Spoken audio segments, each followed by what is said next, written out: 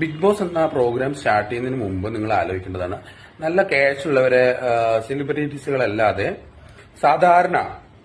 സാധാരണ കൂലിപ്പണി, മണ്ണിൽ പണി ചെയ്ത് ജീവിക്കുന്ന അല്ലെങ്കിൽ ഹോട്ടൽ തൊഴിലാളികൾ, അങ്ങനെ ചെറുകിട തൊഴിലുകളൊക്കെ ചെയ്യുന്ന അവര് നിങ്ങളൊരു പഞ്ചായത്തിൽ നിന്നോ അല്ലെങ്കിൽ ജില്ലയിൽ നിന്നോ സെലക്ട് ചെയ്ത് അവര് ബിഗ് ബോസിലെടുക്കൂ.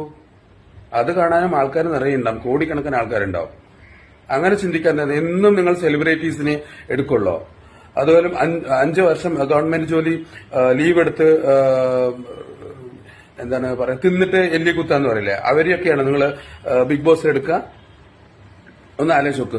നല്ല മണ്ണിൽ പണി ചെയ്ത് അധ്വാനിച്ച് കഷ്ടപ്പെട്ട് ഈ വാർക്ക പണിക്കും അതുപോലെ തന്നെ പെയിന്റിംഗ് പണിക്കും അതുപോലെ തന്നെ എന്ത് പറയുന്നു, കുടുംബശ്രീയിൽ വർക്ക് ചെയ്യുന്ന ആൾക്കാരും ഇങ്ങനെ ഭയങ്കര ലോ ആയിട്ട് ജീവിച്ചു പോകുന്ന ഒരു ഗ്രാമത്തില് അല്ലെങ്കിൽ ഒരു പഞ്ചായത്തില് അല്ലെങ്കിൽ ഒരു ജില്ലയില് ഒന്ന് അന്വേഷിച്ച് നോക്കി അവരുടെ വരുമാനം, അവരെങ്ങനെയാണ് കഷ്ടത്തിലാണോ ജീവിക്കുന്നത് എന്നൊക്കെ അന്വേഷിച്ച് അവരെ നിങ്ങൾ സെലക്ട് ചെയ്തിട്ട് വേണം ഇങ്ങനൊരു ബിഗ് ബോസ് എന്ന് പറഞ്ഞൊരു ഷോ ഇറക്കാൻ.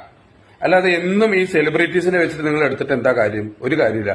ആൾക്കാർ അറപ്പും വെറുപ്പും ഏഷ്യനേറ്റ് ചീത്തപ്പേരും അല്ലാതെ ഒന്നും കിട്ടില്ല. അപ്പൊ ഇങ്ങനെ ഒരു ചിന്ത നിങ്ങൾക്ക് അടുത്ത ഒരു സീസണിലെങ്കിലും കൊണ്ടുവരുത്തുക.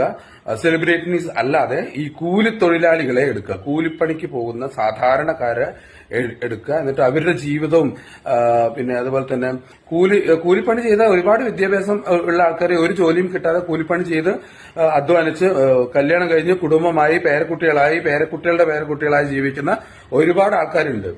അപ്പൊ അവര് നിങ്ങൾ സെലക്ട് ചെയ്ത് ബിഗ് ബോസ് എന്ന ഒരു ഷോ കണ്ടന്റ് ചെയ്ത് കൊണ്ടുപോവുക.